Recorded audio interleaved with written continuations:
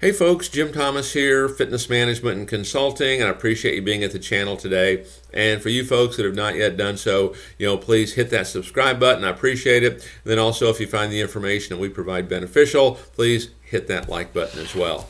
Now, our topic for you today, it's how to make more money in the gym business. Okay, I think that's what everybody wants to do. It's why you're tuning in. Hey, we want to get better at this. How do we make more money? And this really is specifically, directed to gym owners, gym operators, and folks like this, folks that want to get into the gym business. How do we make more money?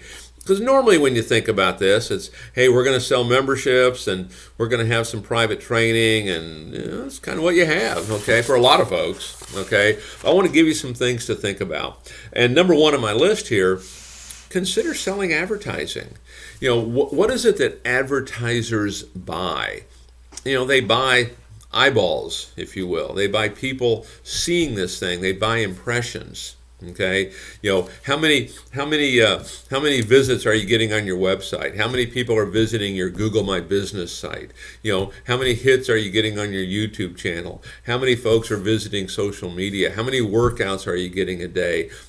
What's the traffic count going in front of your club? Every day on each cross street. These are all impressions and all ways that people are gonna see you. Consider selling advertising. Then you could have a title sponsor.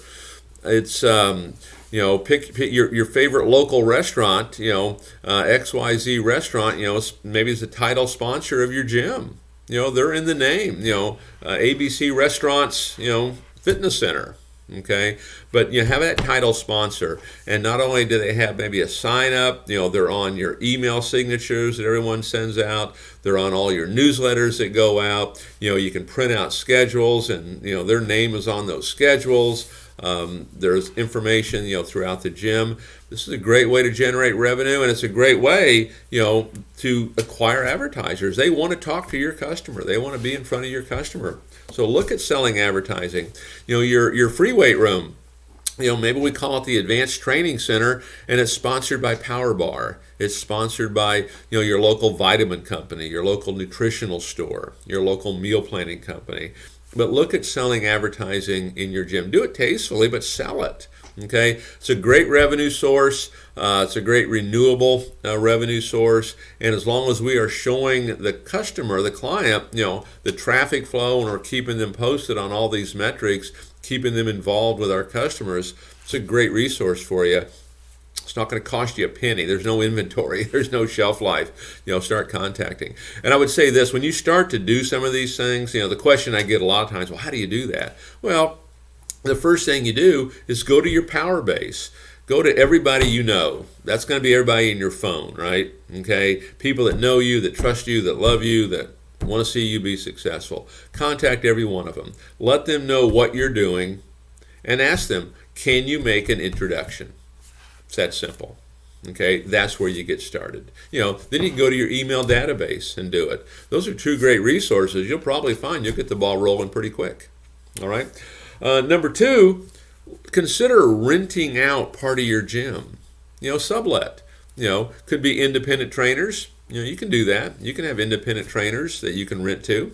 Okay, maybe in the middle of the day, your group exercise room is not really used that much. Maybe you rent it out to a local Taekwondo group. Maybe you rent it out to maybe a senior center that wants to use it where they can bring their folks in and they can all play cards and interact in the afternoons.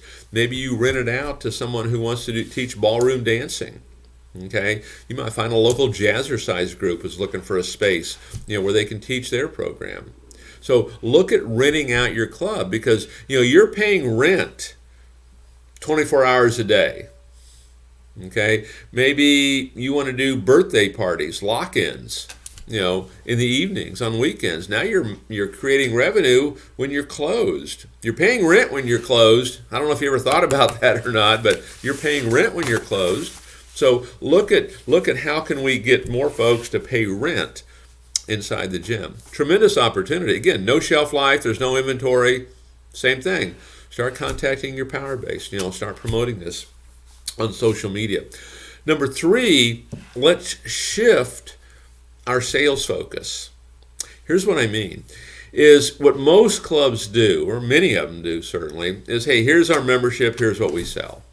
Okay, but I want you to think about this in kind of three different categories here when it comes to our sales focus. Number one is the upsell. So in other words, customer comes in, they buy the membership, we get them signed up, and I won't go through the whole presentation. I'll just kind of give you what we're talking about here for this topic. But once they've joined, and Mary, how would you like to get your results twice as fast? So now we're going to present personal training or group training. About 20% of your customers should take you up on it if we're doing it right. Okay, and then when they're leaving, hey, now that you're a member, we need to get you some super cool looking gear. Hey, check out the material in this sweatshirt, really nice. Hey, do you like wearing hats? And so we're going to upsell. They bought the membership. Now we're going to show them personal training or group training, and we're going to show the retail. So now we're getting more money per customer. That's category number one. Number two, it's recurring fees. You want to come up with some kind of product that's a recurring fee. It could be supplementation, nutritional products, whatever it might be, and you set up kind of drop shipping. But again, we're selling this to our existing customers. Okay, we're shifting our sales focus a bit. We're getting more money per customer, recurring fees. Because so far on all of this, it doesn't take any more prospects than what you have right now. It's being more effective and more efficient, with what you have. And then the third thing is what I would call that membership ladder, okay, of kind of going up the ladder. The person bought the membership, all your customers are coming in. How do we turn them into prospects, so to speak? And hey, can we add on a family member? Can we add on a spouse? Can we add on a child at home that qualifies? Do we have an add-on opportunity? Now all of a sudden, everyone's a prospect, or many of them are. And then number two, can they upgrade to a higher program? What higher program? If you don't have a higher program, let's create one. Okay, something that has more value, more services, more abilities to do things, and maybe it's a prepaid, for 3 years, and it's going to be, depending on what you're charging, maybe it's $3,000, on a 3-year program, and a little bit discounted, and here's what you're going to get. Boy, you sold 5 of those a month, for a lot of folks, that'd make a big difference. Okay, so let's shift our sales focus a little bit. And then finally, how to make more money in the fitness business. I saved this one for last because, we can increase our profits by cutting expenses. And the message I want to give here is you're never, ever going to cut your way into growth. It's not going to happen. And that's not really what I'm talking about here. Okay, we're not going to cut our way into growth, but we can increase profit by cutting expenses. Okay, and certainly, I like to use the phrase, we want to do more with less. Okay, that's how we want to grow this thing. But think about this for a second. Think about your group exercise. Think about your front desk. If you have a juice bar or anything that you're running, everything needs to be a standalone kind of P&L. So we'd say we've got a front desk. Let's just say it's costing you $3,000 to run that front desk. That front desk manager, and we need to show them how to do this, we need to teach them, they need to generate $3,000 in revenue. They need to be able to cover the cost of that front desk. Who knows, they might be able to sell an advertiser. They might get a sponsor for that front desk, okay? But we want to come up with strategies and processes for them to cover that cost. And then if they exceed that, say it costs $3,000, say they bring in $4,000. Well, maybe your front desk manager now participates in that, and they get half that additional as a bonus. And so instead of the front desk costing you $3,000 a month, now all of a sudden it's making you $500, plus you're able to pay your front desk manager a $500 bonus on that month. Okay, so that's what I'm talking about here in terms of cutting expenses. Let's turn our cost centers into profit centers. So take a look at this. This is all of this can be done with no additional traffic flow, and you can do it today.